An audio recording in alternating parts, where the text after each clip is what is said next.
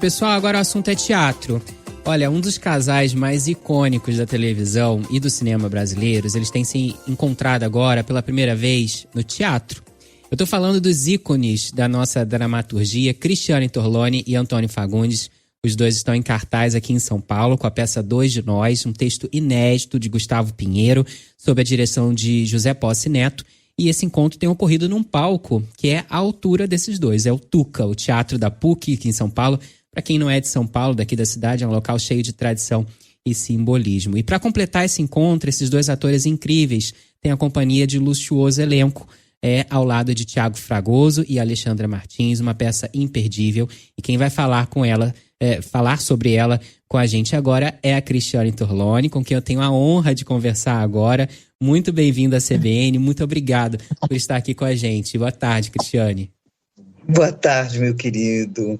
Eu é que devo dizer que eu estava esperando ansiosamente por esse convite. Eu sou ouvinte diária da CBN Rio-São Paulo, todos os dias. Que alegria, eu soube disso quando a gente estava marcando, a falar, olha, Cris, ouve a CBN. Eu falei, opa, que legal. Vai ser maravilhoso poder conversar com ela. Primeiro como fã e depois também como apresentador e ela lá do outro lado como ouvinte também. Vai ser um barato. Olha, Cris, eu confesso que até fiquei surpreso quando li, porque você e Fagundes são amigos há mais de 40 anos, né? Desde 1981, pelo menos é o que eu imagino, porque eu vi aqui que vocês fizeram a primeira série, né? Amizade Colorida, isso na TV Globo. Mas nos palcos é a primeira vez que vocês se encontram? É verdade. Foi a primeira vez que as nossas agendas, acho que agendas cósmicas, viu? Porque, na verdade, essas coisas vão acontecendo de uma maneira que você não controla, né? A gente vinha se encontrando na telinha, em projetos muito bacanas, assim, realmente a gente teve a oportunidade de contracenar, assim, como Na Viagem, como no Velho Chico, que realmente são obras icônicas da televisão, e fizemos um filme lindo, o Bessame Mútil, que era tinha o Wilker e a Glorinha Pires também, um filme do Mário Prata, que é uma peça de teatro. Sim. E sempre que a gente se encontrava, a gente dizia assim, cara, a gente tem que fazer teatro juntos, porque a gente tem uma química adorável, sabe? E parece aqueles caras do circo, né? Que os caras são os trapezistas, um se joga e o outro segura, nunca ninguém caiu, é uma delícia. E aí chegou um momento perfeito, porque veio esse texto que ele encomendou para o Gustavo Pinheiro, para ele e para Alexandra Martins, que é a esposa dele. E o Gustavo tomou alguns anos escrevendo esse texto, e quando ambos leram o texto, eles entenderam que tinha chegado a hora da gente. E realmente essa hora cronológica realmente chegou, porque eu estava disponível. E foi assim, um sim que veio do coração, sabe? Com muita alegria, muita alegria. Que maravilha. A Cris, gente, Fagundes, gente, pra quem não se lembra, é mais jovem, ela até deu uma deixa aí, né? Eles formaram um par romântico na novela A Viagem, em 1994. Aliás, uma das minhas novelas favoritas, né? Puxa-saquismo, não. Uma grande novela de Ivani Ribeiro. E vocês eram Otávio e Dinar, né? Acho que já naquela época o Brasil já shippava vocês antes dessa expressão existir. Como é que é estar não num set, mas num palco ao lado do Fagundes? Você se sente experimentando algo novo pela primeira vez? Sim, porque a gente está é um desfrute magnífico, porque tanto no cinema quanto na televisão, você trabalha numa equipe enorme e você trabalha meio partido, né? A televisão, ela é bidimensional, entendeu? O cinema é idem, e você tem muitas camadas, você nunca sabe como é que vai ser o resultado final do trabalho. No teatro, não. No teatro existe toda uma construção que vem através de uma equipe, naturalmente, né? A gente tem uma direção linda do José Posse Neto. Se não me engano, é o 7º ou 8º projeto que eu e o José fazemos juntos ao longo desses 37 anos já de trabalho. E foi lindo quando o Fafá convidou o José, e eu nem sabia, porque ele estava lá pensando em talvez ele mesmo dirigir, e nós tivemos 43 semanas, nós tivemos 43 ensaios, na verdade. Mas os primeiros ensaios são todos ensaios de mesa, onde você depura o texto. O Gustavo Pinheiro também acompanhou esse processo junto com a Alexandra, o Thiago, e isso resultou num espetáculo que, graças a Deus, nós estamos lotando agora já a 4ª semana. Ele é muito redondo e nós estamos muito afiados. E nós somos responsáveis por tudo que acontece ali naquele palco. Tem equipe técnica, naturalmente, de luz, som, bababá, mas na hora que startou, está na nossa mão. E essa apropriação da arte tridimensional, ela é a casa do ator. Então a gente está ali no nosso playground, a gente está brincando. É uma recepção imediata, né? A resposta vem ali ao vivo, né? É muito legal, porque inclusive depois dos espetáculos nós estamos fazendo bate-papo, que o Fafá já faz há mais de 40 anos. Então depois disso a gente tem uma meia horinha com o público e é adorável também. Então, assim, esse é um momento assim, de grande celebração, sabe? Uhum. O público está dando uma resposta claríssima para o que foram esses últimos 4 anos de demonização da arte, dos artistas, dos teatros, ainda por cima uma pandemia. Então, os teatros estão lotando em São Paulo e no Rio. Nós temos mais de 150 espetáculos em São Paulo acontecendo agora. E o público está dando uma resposta linda, inequívoca de cidadania.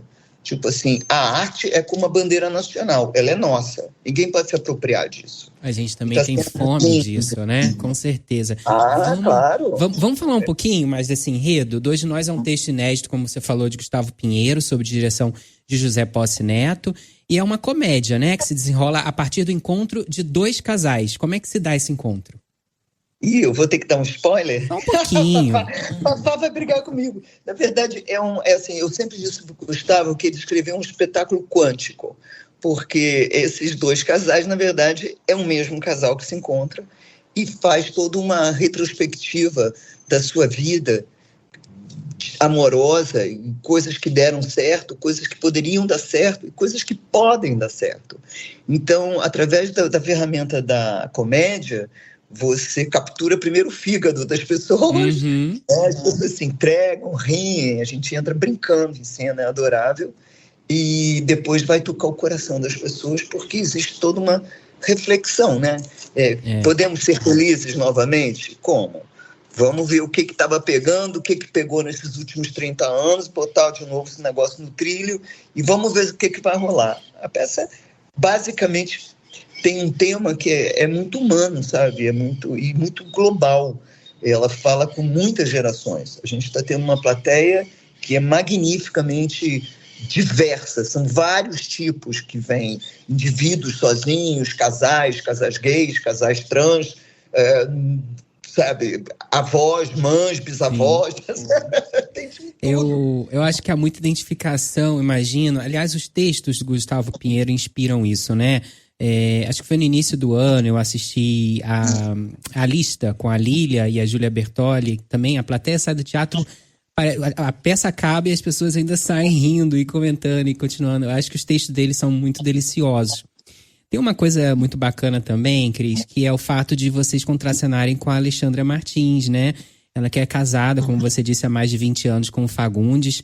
Então, dentro do enredo da peça, que são 2 casais, tem ali, de fato, um casal da vida real em cena também, né? Contracenando. É adorável, porque, assim, é muito importante o que acontece nas coxias, sabe? Tudo o que acontece nos camarins e nas coxias, de alguma maneira, pode imprimir em cena. E a gente tem um ambiente que é muito seguro. Eu gosto de trabalhar assim, com equipe. Para mim, tem que estar todo mundo de mão dada mesmo, porque abrir a cortina é sempre um gesto de grande coragem. Você nunca sabe quem você vai encontrar, como vai encontrar, e libertar as pessoas é uma missão adorável, mas você tem que estar se sentindo muito seguro. E esse é um projeto que tem essa, vamos dizer assim, essa comunhão, né? A Alexandra é uma excelente produtora também, ela é produtora da peça junto com o Fafá, e tem uma relação adorável também com a equipe. E eu tenho o Thiago Fragoso, que eu nunca tinha contracenado com ele, mas que é um parceirão, cara. A gente já tinha se encontrado em milhares de pontes aéreas, batido papo, parecia que estava ensaiando. E ele também tem uma família linda, a esposa dele também é atriz, ele é um cara super família. Então eu estou muito feliz de estar num lugar em que eu estou tão segura afetivamente, sabe? Você se sente acolhida e pode falar as loucuras que você tiver que falar em cena, que nada é pessoal, porque a gente sabe, tá ali, é pessoal, mas muito protegido, sabe? Muito protegido. É o melhor cenário. Que comunhão deliciosa de ver. A gente está acostumado muito a te ver na TV. Eu digo a gente, minha geração, né? Papéis inesquecíveis, a Diná, que eu já citei, a Helena, por óbvio, né? A Tereza Cristina, em Fina Estampa, aquela dupla incrível com o Marcelo Serrado. Enfim, mas a sua gênese, ela é o teatro, né? Até pelas suas origens, né? Pra quem não sabe, gente, a Cristiane Torlone, ela é filha apenas, olha só, né? Dos fundadores do Teatro Arena, dos grandes atores Geraldo Mateus, Moná Delacia, expoentes de uma geração, né? Você, nesse momento, Cris, você em alguma medida se sente se reencontrando com as suas origens, agora que você consegue se dedicar mais aos palcos em vez dos sets? Você sabe de uma coisa? Eu nunca deixei de estar em cena, porque é exatamente o que você fala, entendeu? Meus pais foram da primeira turma, da primeira escola de arte dramática do Brasil, que é a EAD de São Paulo. Tá? Isso é 1947, 48. O Dr. Alfredo Mesquita, que foi o fundador da escola, é meu padrinho de batizado. A Cacilda Becker foi madrinha de casamento dos meus pais. Então, assim, eu só não fui concebida no palco. Mas o resto aconteceu tudo no teatro, entendeu? Sim. A mamãe sempre diz que eu cheguei no teatro na barriga dela e saí engatinhando. Então, assim, para mim, é o lugar mais seguro do mundo. Então, assim, ao longo desses... Meu amigo, a minha primeira aparição na televisão é cravada em 1970, no Teatrinho Troll, da extinta TV Tupi. Isso são 52 anos, né? Exatamente. 52 anos, exatamente. Eu não posso deixar de fazer teatro, é o contrário. O que aconteceu na minha vida, que foi maravilhoso, é que eu tive a oportunidade de estar produzindo teatro, como a Joana d'Arc, a Salomé, Mulheres por um Fio, vários espetáculos que eu fui produzindo, intercalando com novelas, como na TV. Mulheres Apaixonadas, A Própria Viagem, Cara e Coroa, o próprio Fina Estampa, e esse último espetáculo que eu havia feito, que era o Masterclass, né? Performando a Maria Callas, ela ficou em cartaz 3 anos. Nós fizemos 3 turnês.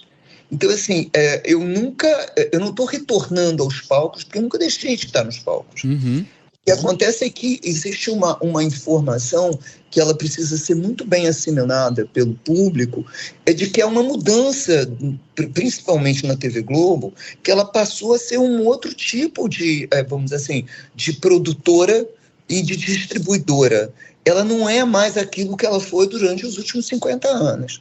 Então, assim, a partir do momento em que a TV Globo não renovou contratos com o seu casting, né, vamos dizer assim, de primeira linha, o público entendeu, inclusive, infelizmente, pela qualidade daquilo que a gente vem vendo, né, ser exibido, que alguma coisa tinha se rompido e que isso fez com que os atores buscassem o palco de novo.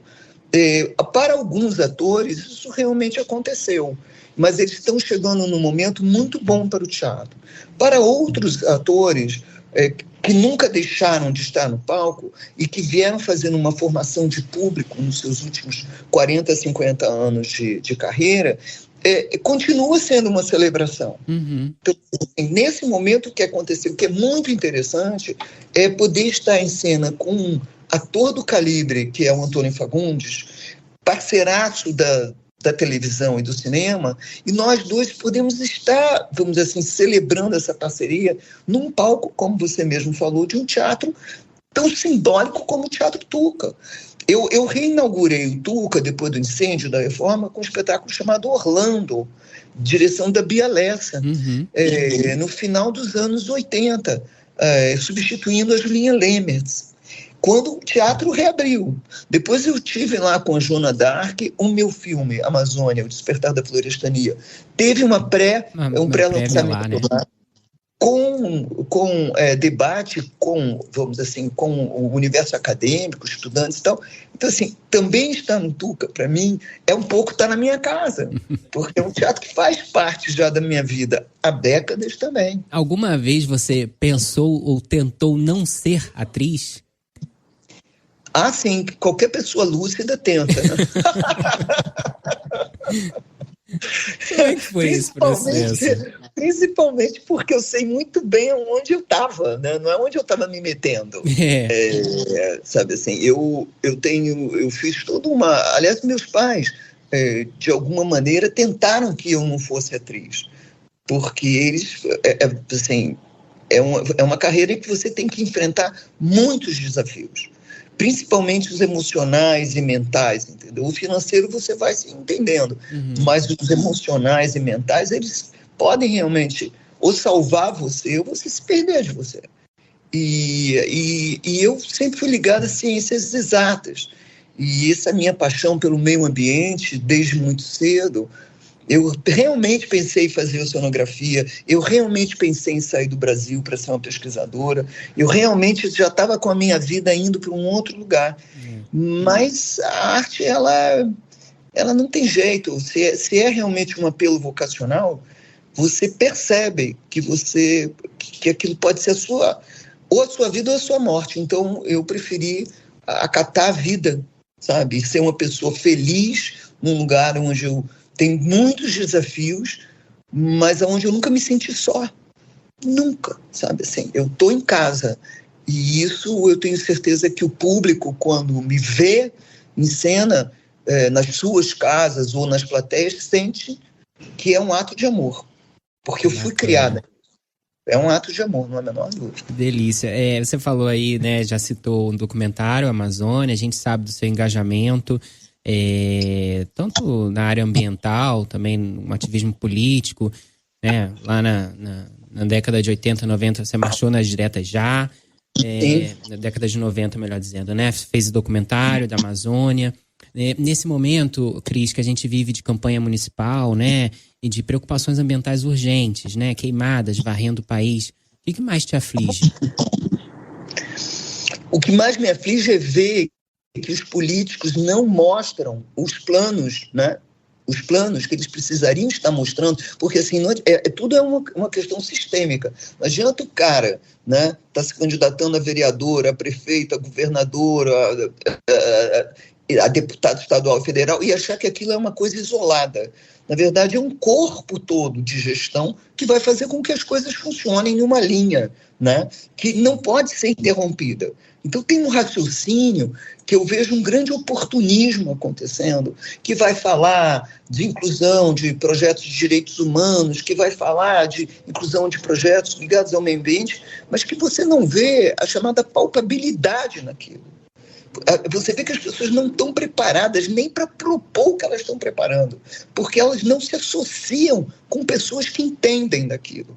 Quer dizer, você não precisa ser um meio ambientalista, mas tenha um meio ambientalista dentro do teu corpo, né, de gestão, dando sugestões claras e objetivas, porque senão não vai acontecer. Né? Infelizmente, a gente está vivendo um momento no Brasil que é literalmente uma retaliação. Quer dizer, a gente saiu de uma polarização política estúpida, burra, né? E estamos vivendo num momento em que nós poderíamos estar exercendo a nossa democracia já madura e adulta de uma maneira mais concreta. Nós estamos vendo de novo uma situação de retaliação. Basta ver o que aconteceu aqui no 7 de setembro na Avenida Paulista. Entendeu? Você diz assim, gente, nós não tem mais tempo. Nós já estamos na democracia. A gente não tem que rediscutir. A gente tem que fortalecer. Então, assim, me espanta muito os planos tão frágeis, tão fracos. Você lê e você diz assim, mas esse cara está se apoiando em quê para dizer isso? Eu acompanho, né, os debates aqui na CBN e eu fico com vergonha. Eu digo assim, esse cara mal sabe falar, ele não sabe conjugar verbo direito. O outro vai dando uma cadeirada, sabe, assim, é uma coisa, de uma... sabe, tem uma selvageria nesse universo e tem um show, que é um show dos horrores. O que interessa mesmo, que são as ideias para serem implementadas, necessárias Mas, e segundo, porque você é muito generoso, meu bem, sabe? Eles estão lá no fim da linha. Então, assim, eu vejo com muito bons olhos uma política como a Tabata, que está vindo, construindo uma trajetória política muito bem respaldada. Eu não voto em São Paulo, apesar de ser paulistana, mas o meu título eleitoral é do Rio de Janeiro. Mas eu gosto muito da fala dela, eu acho que ela está muito, muito bem formada, sabe? Assim, eu vejo ela se mantendo numa integridade como mulher, como política, como uma pessoa que está ligada ao tempo dela. Sabe assim, a gente tem dinossauros no Congresso, sabe? São dinossauros, eles não saem de lá. E essa política é velha, é estúpida. Então, assim, nós precisamos de quadros novos. Se os eleitores não tomarem cuidado com isso, sabe? É isso.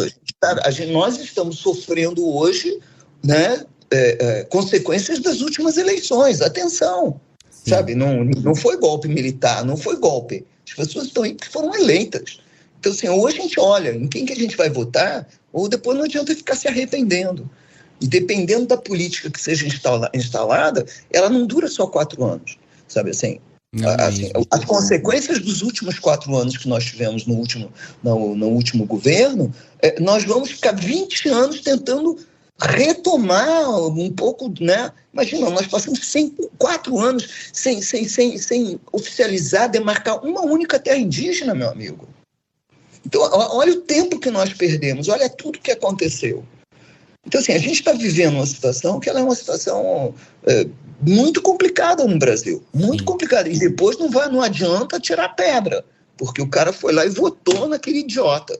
Então, ele que foi idiota, porque ele pegou a única ferramenta que ele tem, e que quem estava lá na Direta Já e durante a ditadura sabe o que foi, não é mentira, a ditadura aconteceu, nós perdemos brasileiros magníficos, sabe? Tá lá, o Herzog tá lá pendurado no meu filme, assassinado, dentro de uma situação do Estado, sabe assim? Então, assim, a verdade existe, a gente não pode tapar o sol com a peneira. E a gente não pode voltar para o passado. Cris, não pode, não deve. A gente falou em TV, né? E quando eu descobri que a entrevistaria aqui hoje, eu lembrei da última vez que a vi. Foi no programa Encontro com a Patrícia Poeta. Por coincidência, eu estava ali naquela plateia. E era um programa especial em homenagem ao Maneco, ao Manuel Carlos, quem dedicou uma das Helenas a você. E eu senti ali você rememorar muitas lembranças boas, lembranças... demonstrar um sentimento mesmo de muita gratidão a ele na fala. E eu queria te perguntar o seguinte: qual o tamanho, Cris, da honra de ser parte de um seleto grupo de atrizes que encarnaram, deram vida a uma Helena de Manuel Carlos? Meu querido, eu vou te falar uma coisa, é um prêmio de carreira, né? Eu fui premiada pelo Maneco algumas vezes na minha vida. A primeira vez foi ter sido filha da primeira Helena, que foi a Lilian Lemertz. Então, a oportunidade de contracenar com a Lilian, o elenco era só a Lilian Lemertz, o Raul Cortez, o Fernando Torres e o Tony Ramos, que faziam Gêmeos, e um dos meus irmãos. Quer dizer, naturalmente os 2 irmãos, mas tinha uma separação dos Gêmeos. Era uma trama inacreditável e ele esperou acho que foram 25 anos, para me chamar para fazer outra Helena. E foi muito forte, porque eu já estava num outro projeto, da Globo, inclusive, com provas de roupa, tudo feito, bababá, e caiu uma novela das 9 e ele me chamou de Nova York. Ele falou, venha encontrar comigo que a gente tem que conversar. Eu estava fazendo um espetáculo na época chamado Blue Room, no Tuca, e fui. Peguei o voo no domingo, segunda-feira estava lá no Central Park, esperando ele sentadinha. E ele falou, que você quer ser minha Helena? Aí eu perguntei, por quê? Ele falou assim, que agora você está pronta. Você é uma mulher que viveu tudo que você viveu e eu preciso de uma Helena que não seja um super-herói. Ela tem que ser humana. E para as pessoas se identificarem com essa anti-heroína que vai ser essa Helena. Ela não é boazinha, ela não é isso. Ela é um ser humano, uma mulher do tempo dela. Então, para mim, foi como ganhar um Oscar, um Emmy, sabe, um Saci, prêmios, entendeu?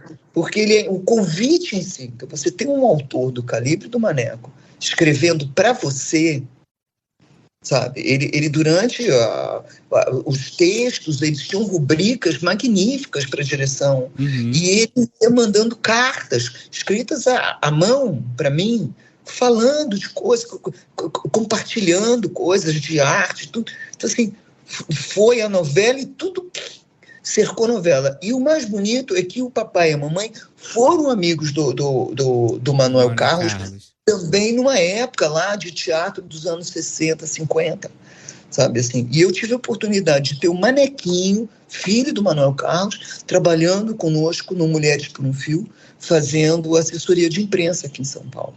Então, assim, nós tivemos muitas superposições amorosas até chegar em Mulheres Apaixonadas, sabe? Foi história muito deliciosa. Cris, eu preciso fazer uma pausa para fazer o Repórter CBN, mas eu quero muito falar de projetos com você. Você segura com a gente mais uns minutinhos para a gente poder falar sobre isso? Segura, depois eu tenho que ir pro teatro. Só um minutinho, vamos fazer o Repórter CBN, a gente volta em instante, gente, com a Cristiane Torloni, tô conversando com ela que tá em cartaz no Tuca, no Teatro da PUC de São Paulo, com Dois de Nós.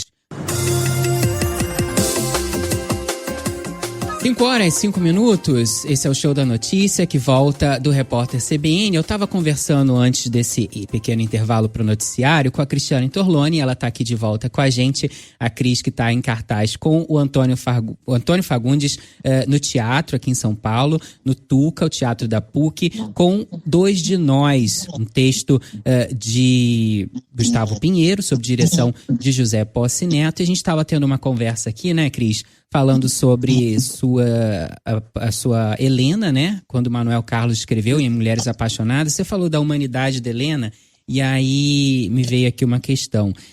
Mais de 20 anos depois, né, desse personagem, virou um hype na internet, né? Uma chuva de memes com cortes de cenas da época, inundam as redes, como que uma redescoberta, né, dessa personagem. Queria te perguntar se você acompanha isso, se você vê ou te mostram esses memes, como é que você recebe, percebe, como é que você vê os vídeos do Aceita um Cafezinho, Dona Helena, como é que é isso para você? Eu acho genial, porque assim, você não pode parar o tempo, nem deve querer parar o tempo. E esse tempo é um tempo muito interessante, porque se você imaginar que você tem uma geração, algumas gerações, né? Mas você tem uma geração que está tendo a oportunidade de ver pela primeira vez trabalhos que foram feitos quando elas estavam nascendo. Você pega um cara, um guri de 22 anos agora, ele estava nascendo na época do Mulheres, entendeu? Ou alguém, sabe, na época do Fina Estampa, que já tem 11, 12 anos, se não me engano, sabe, são pessoas que estão agora numa idade em que também vêm de uma outra maneira, um olhar do seu tempo, né? Então você tem uma coisa chamada espírito do tempo, esprit du temps, que eu amo, quando você percebe que o seu trabalho, ele consegue transitar no tempo. Então, assim, por exemplo, A Viagem, por exemplo, que é uma novela de 94, tem 30 anos, é a 6ª vez que A Viagem foi reprisada. Então você tem um público agora que a pessoa tem 12, 13 anos, eu sei porque nos ensaios abertos nós tivemos adolescentes, pré-adolescentes que estavam ali para ver Fafá e eu, dizendo, cara, a gente está vendo A Viagem e descobrindo aquele universo. Então, assim, eu me sinto muito feliz de ter nascido num tempo em que a televisão aconteceu e que agora a gente tem esse leque de possibilidades de comunicação através do streaming, através de resgate de trabalhos, é muito engraçado, né? Aquilo que aparece na internet. Eu antigamente eram fãs-clubes, né? Uhum. E ao longo dessas décadas todas, as meninas estão crescendo, as meninas já são mães, eu já sou avó de muitas crianças que foram batizadas com o meu nome. O que muito me honra. E esses fã-clubes viraram grupos na internet, né? Enfim, no Instagram. Eram mais de 40 grupos. Então, assim, essas pessoas se organizaram de uma maneira que elas fazem um trabalho que eu chamo de resgate de memória. Não é só os memes, porque os memes são muito engraçados, cara. Entendeu? A história lá do Rock in Rio virou uma coisa deliciosa, entendeu? Você que ainda ela vai ri ser com isso? Eu não fui quinta-feira passada lá no Rock in Você Rio. teve na Joe Stone, né? Eu dei uma reportagem que eu fiz da vez de casa. Foi bom o show? Puxa, eu fiquei com pena de não ter assistido Deep Purple, mas foi num domingo que eu estava voltando para o Rio. E que showzaço foi o Deep Purple. Foi um showzaço. Para quem gosta de rock, sim. Presente os caras. E você vê como o rock realmente é uma coisa longeva, né? Sabe, ela vai atingindo todas as gerações. E o cara lá tá aos 70 anos tocando mó baixo, tão incrível. A Joss Stone, que eu tinha visto há uns 15 anos atrás, tá cantando melhor ainda. Maravilhosa, né? E as pessoas se sentem, como elas se apropriaram do Hoje em Dia de Rock bebê e entenderam essa sacação, entenderam a brincadeira, né, essa picância que tem, né, nessa expressão, entendeu? Ela não é uma coisa boazinha, ela é provocativa, ela é brincadeira, ela é uma coisa para você falar de gato para gato, de gata para gata, vamos lá, neném, que vai rolar. E isso, sabe, isso foi percebido isso imediatamente. Então, assim, quando a personagem traz também os seus, sabe, como a Teresa Cristina, sabe, tem pessoas que se arrependem de ter feito determinados personagens, julgando os personagens politicamente, corretamente. Ela era politicamente correta ou não. O mundo está cheio de Teresas Cristinas. Alguém tem que dar voz a essa gente, materializar. Inclusive para você dizer, olha, somos assim, não vamos ter medo do que todo mundo é. Uma parte de si é Teresa Cristina, uma parte de si é Cloa, uma parte de si é o Pereirão. Nós somos muitos eus, estamos aí. E a arte é para isso. Então, assim, eu me divirto, mas, sabe, quer dizer, não é pouco, não é muito. Porque as meninas replicam no Torlone Star, no Torlone Forever, no Torlone com Carinho. É um monte de grupo. E mais do que isso, tem um alinhamento também com essa questão da política e do meio ambiente. Então, quando em 2008 nós lançamos o Manifesto Amazônia para Sempre, poxa, na Parada Gay de São Paulo, que botava lá 1,5 milhão de pessoas, estavam lá as meninas dos grupos, a internet ainda engatinhando, ela com as bolas verdes, pegando a assinatura das pessoas, CPF ali, fazendo, sabe assim, militância mesmo do verde. Então, assim, são pessoas que elas não me descolam de quem eu sou. Elas admiram o meu trabalho, admiram a minha carreira e o meu comprometimento, e elas se alinham com as minhas causas também, que são nossas. E isso me dá muito orgulho, muito, muito, muito orgulho. Delícia. Para terminar, eu sei que você tem que ir para a peça daqui a pouquinho, a gente já vai dar o serviço. Mas eu queria te fazer hoje é às 8, hoje é mais cedo. Exato, eu queria te fazer uma última pergunta. Eu vi na Folha que você está aí com pelo menos 2 planos em andamento, entre eles o de escrever uma autobiografia com histórias, imagens da sua carreira. Queria que você contasse um pouquinho e também falasse do seu documentário que você planeja fazer sobre a sua mãe, que a gente já citou aqui, né? Mona Delacille, uma atriz, diretora, escritora, artista plástica, fundadora do Teatro Arena, muita história para contar. E eu queria que você também falasse um pouquinho como é que tem sido revisitar ou visitar pela primeira vez histórias dela. Olha, é uma maravilha, e tem um terceiro projeto também, por incrível que pareça. Conta pra gente. Assim, o documentário com a mamãe, ele já começou a ser feito, tá? Porque a mamãe, ela tem muita história para contar, as histórias dela são histórias do seu tempo, tá? Ela vem, né, uma mulher que nasce em 1929, então ela é exatamente de uma geração, né, que pegou a Segunda Guerra Mundial na cabeça, né, ia para fila de pão e manteiga às 5 horas da manhã aqui em São Paulo, numa São Paulo que ainda chovia, garoava e fazia frio, né, e teve uma infância muito, muito dura, né, como todos da geração dela. Então, assim, aos 95,5, não dá para esperar, entendeu? Então, assim, na verdade, nós já começamos, quando eu chamo nós, é o Miguel Przewodowski, e eu, o Miguel, ele assinou a direção do Amazônia, o Despertar da Florestania comigo. Nós já tínhamos trabalhado juntos num doc-drama que ele fez sobre o Arthur Bispo do Rosário, em 89. Somos amigos há mais de 30 anos.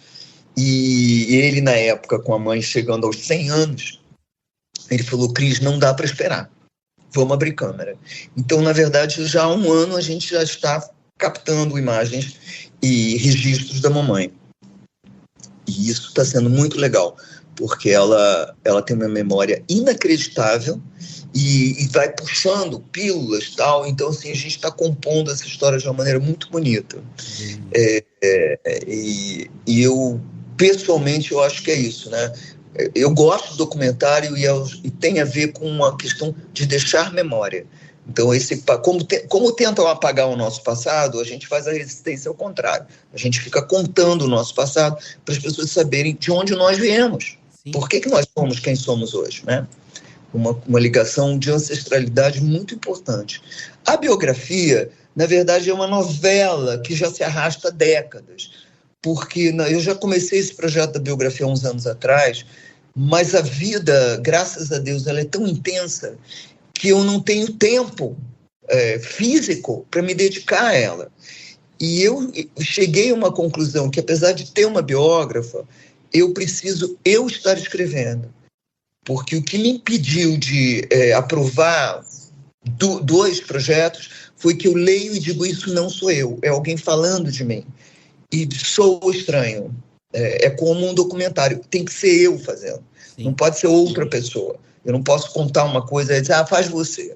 Então tem que arregaçar as mangas. Eu acredito que agora que a gente estreou a peça e que a vida passa a ter uma rotina um pouco menos acelerada, eu vou conseguir voltar para o projeto por uma outra perspectiva, que eu acho que eu estava tentando entender por onde eu ia encarar, né? Eu tenho uma iconografia enorme e você, para fazer um livro bom, você tem que investir nele. E eu acho que sou eu que eu tenho que investir do mesmo jeito que foi o filme, o documentário. Sim. E o outro projeto que é muito bonito, na verdade, é o seguinte: quando eu fui convidada para fazer o Dois de Nós, eu estava em Portugal, o ano passado, com o Amazônia, fazendo exibições em Coimbra e em Lisboa, que foi maravilhoso. E na mesma semana, eu recebi o convite do Dois de Nós e da Chanel. E eu olhei e falei: meu Deus, olha, obrigada, Deus, ok, é isso. Então, assim, o próximo projeto de teatro, depois de nós vivermos essa jornada, que é uma jornada de anos, né, pelo menos 2, 3 anos com Dois de Nós, com certeza, aí eu vou encarar a Chanel. Porque daí eu vou estar pronta também, sabe assim? A Maria Helena, do Dois de Nós, teve que chegar primeiro para eu amadurecer os caminhos, para poder ter coragem de novo de fazer um papel que é icônico da Marília Pêra, como foi a Maria Callas, do Masterclass. Sim. Então, assim, eu sei que eu ainda não cheguei lá, o convite está certo, mas a hora, né, o Cosmos disse assim: se prepara para esse projeto. Do mesmo jeito que eu me preparei para trabalhar com Posse.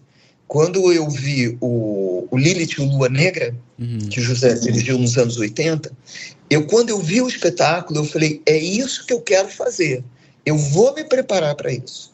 Então, quando veio o convite do Lobo de Ray-Ban, que foi o nosso primeiro encontro com o Raul Cortez, produção do Roberto Thalmann, eu estava pronta para começar uma nova jornada na minha vida.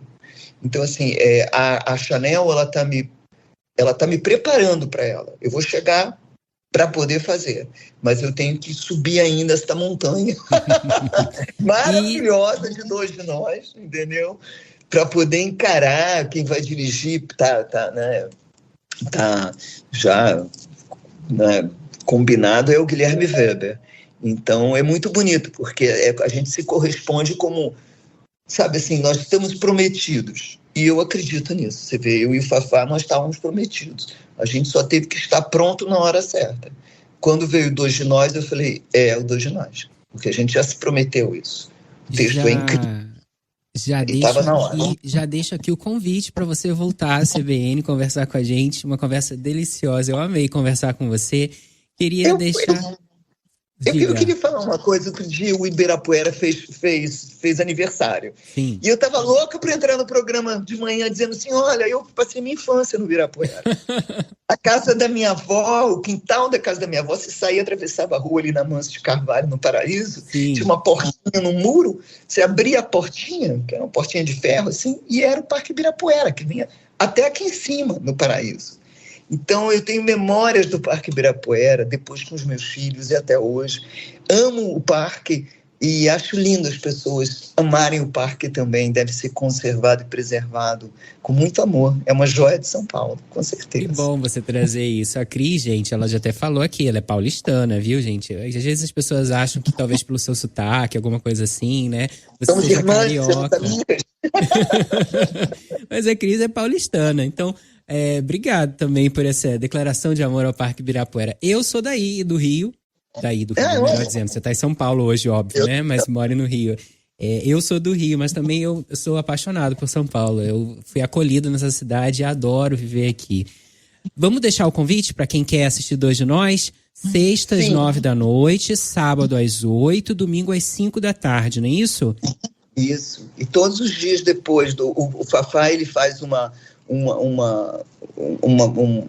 visita às Coxias todos os dias com pessoas que compram lá um ingresso especial para poder fazer isso. São só 20 pessoas, antes de abrir o pano, e depois do espetáculo nós 4 estamos no debate. Não é um debate, é um bate-papo. Delícia, vai até o dia 17 de novembro a temporada no Tuca. Não, vai até dia 15 de dezembro. Opa, obrigado pela correção. Então, gente, tem mais tempo para vocês irem aí, hein? Fica de dezembro, depois retoma, acho que no 15 de janeiro. Muito bom. Eu dei uma olhada no Simpla, só estava até o dia 17. Então é isso, 15 de dezembro até o final do ano, em cartaz aqui no Tuca, Teatro da PUC. Eu lembro que fica em Perdizes, na zona oeste da cidade. Ingresso Monte Alegre. Ingresso na Monte Alegre, 1024. Ingresso a partir de R$80. Cris, muito obrigado. Foi uma conversa maravilhosa. Muito obrigada, querido. Que delícia. Não sabe que é um sonho realizado. Pode voltar sempre. Sempre aqui. Será sempre bem-vindo à CBN. Sucesso. Muito obrigado. Até a próxima. Ver, meu amor. Venha nos Vou ver. sim. Estarei aí. Obrigado. Um beijo para você. Tchau, tchau. Beijo. Boa sorte. Paz, querido. Muita paz. Conversei com Cristiane Torlone, ela que está em cartaz, com Antônio Fagundes e também com Tiago Fragoso e Alexandra Martins, em Dois de Nós, no Teatro da PUC aqui em São Paulo.